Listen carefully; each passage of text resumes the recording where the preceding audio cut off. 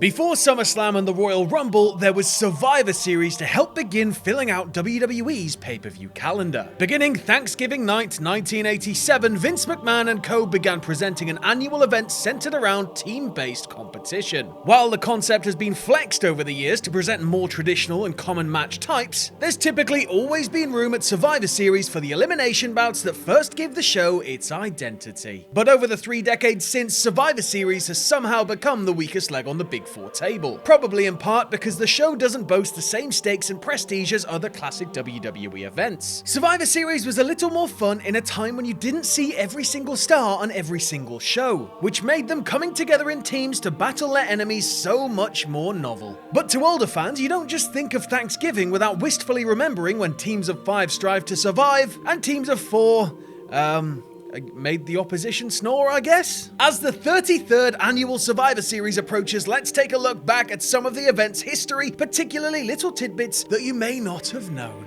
I'm Sam from Cultaholic, and here are 10 things you didn't know about Survivor Series. Join us! Number 10, because screw you, pal! On November 26, 1987, Survivor Series debuted, emanating from the Coliseum in Richfield, Ohio. Americans digested their turkey and pumpkin pie in their most comfortable seating as they were promised a confrontation between champ Hulk Hogan and arch-nemesis Andre the Giant at some point during the evening's main event. The card itself was tremendous, arguably the greatest Survivor Series ever, and certainly much better than Jim Crockett's Starrcade on the same evening. Ah yes, Starrcade. You're probably wondering why Starrcade ran the same night as Survivor Series, and it's quite simple really. Survivor Series was invented to just F around with Jim Crockett. When the NWA entered the pay-per-view market in 1987 with the 5th annual Starrcade as their first such broadcast, WWE invented Survivor Series and intentionally scheduled it for the same night. Then Vince McMahon gave pay-per-view providers an ultimatum: either you choose Survivor Series over Starrcade, or you are not getting WrestleMania 4 next year. The result was a bloodletting. Only 3 providers in the Carolinas and 1 in San Jose, California chose Starrcade, and the rest in the country sided with WWE, not wanting to miss out on the big money Mania payday. Number 9, Final Confrontation. The 20-man match from the 1988 card was filled with some of the best tag teams that WWE has ever seen. Demolition, the Hearts, the Bulldogs, and the Rockers, just to name a few. In fact, it marks the only pay-per-view match in which Bret Hart and Shawn Michaels were tag team partners. What's most notable about this match, though, is Dynamite Kid of the Bulldogs and Jacques Rougeau of the Fabulous Rougeau brothers did a few spots together, and the Rougeaus were quickly eliminated. You're probably asking yourself, well, what's so special about that? Well, the previous month, Dynamite legitimately beat Jacques up over a misunderstanding over a backstage rib, and spent weeks afterwards tormenting him. The entire ordeal led to Jacques sneak attacking Dynamite at a TV taping, drilling him in the mouth with a roll of quarters in his fist, knocking several of Dynamite's teeth out. For the sake of peace, McMahon made both teams promise to drop the entire matter and told Dynamite that if he retaliated, Vince would withhold his forthcoming checks. Thus, a displeased Dynamite, against his wishes, played nice with Jacques Rougeau, and the Rougeaus left the building after their early elimination. The Bulldogs, however, wrestled for another 30 minutes before leaving WWE immediately afterwards, and Dynamite Kid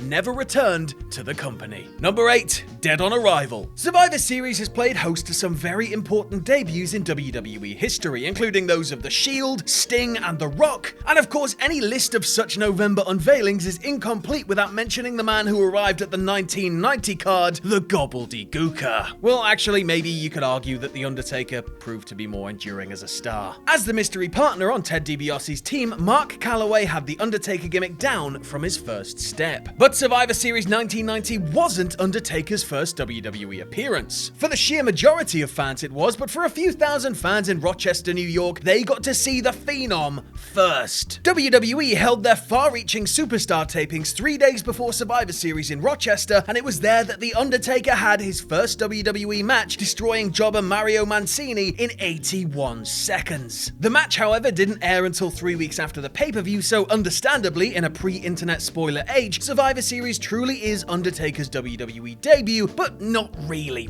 Number 7, a series of appearances. Aside from the Undertaker vs. Hogan match at the 1991 show, the first 5 Survivor Series events are exclusively filled with elimination bouts. 23 of the 24 total pay-per-view matches saw teams of 4, 5, or 10, or in one case 3, duke it out in the name of survival. That 1987 to 1991 stretch features core Hulkamania-era WWE and included a who's who of WWE legends and icons. But here's a little trivia for you. Can you name the 5 men who wrestled on each of the first Survivor Series? Feel free to hit pause and give it a think before continuing, because it's somewhat of an eclectic group. Now, of course, if you guessed Hogan, you're correct, but as for the other 4, you have Hacksaw Jim Duggan, Tito Santana, Hercules, and Bret the Hitman Hart. Other regulars of the era, from Ted DiBiase to Randy Savage to Jake Roberts, all missed at least one of those events. And in a sign of changing times, Hart was the only man of that group to wrestle at the 1992 event, and in fact, he'd wrestle at every Survivor Series through 1997 when, yeah, you know. Number 6, Fallen Knight. The 1993 Survivor Series is infamous for the sheer number of substitutions on its card. Each of the 4 elimination bouts morphed into something different from what they were originally announced as, and really, it felt like a sign of the times for ailing WWE in 1993. Most ignominiously, Jerry Lawler was pulled from the show due to very real legal issues at the time, and a returning Shawn Michaels filled in for him as a team captain. Michaels' partners were 3 mysterious masked knights acting as mercenaries for Lawler, so they didn't quite fit gimmick-wise with HBK. And even here there was a substitution, as the Red Knight ended up being played by Barry Horowitz, whose vigorous screams of pain were unmistakably him. Originally, the Red Knight was supposed to be the 49-year-old Terry Funk in a one-off appearance. Funk was supposed to take a booking job with the WWE office after the show in order to ease Pat Patterson's workload, but bailed at the last minute, when he realized that he didn't want to move from Amarillo, Texas to the New York area. Number 5, Just Let It Go.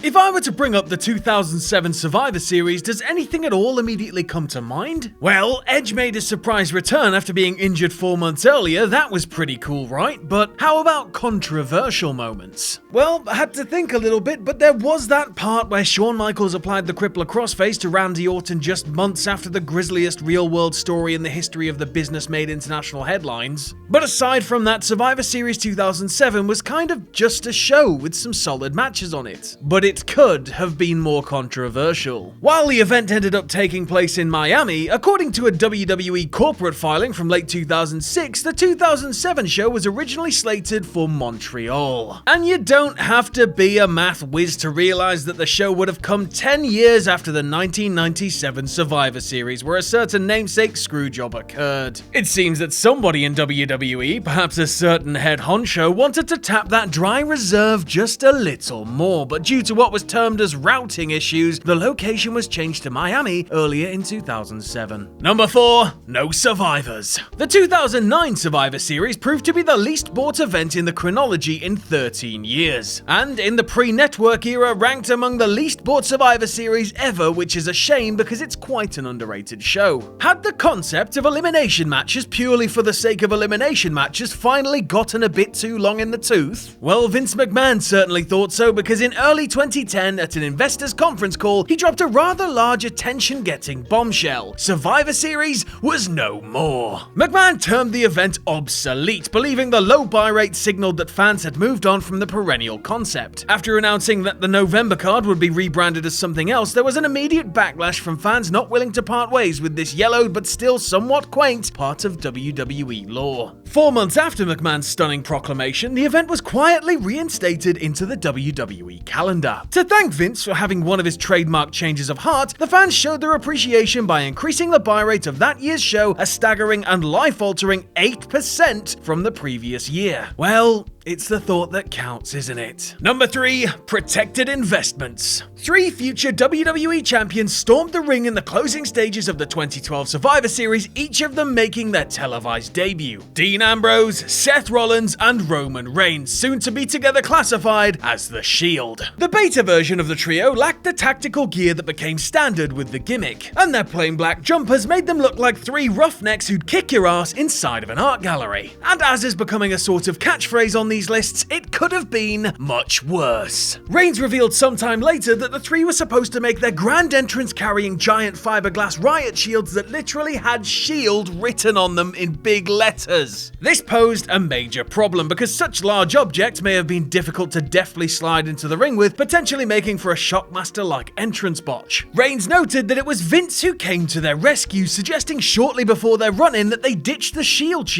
since carrying them made all three look cowardly. And if there's one thing that the man who competed in the 2009 CZW Tournament of Death is not, it's a coward. Number 2, top of the food chain. Some wrestlers are just plain good at surviving the Survivor Series. Hulk Hogan, Ultimate Warrior, Randy Savage, Rey Mysterio, Shawn Michaels, they all have at least 3 survivals to their credit. But even they pale to a man who takes immense pride in killing legends such as they.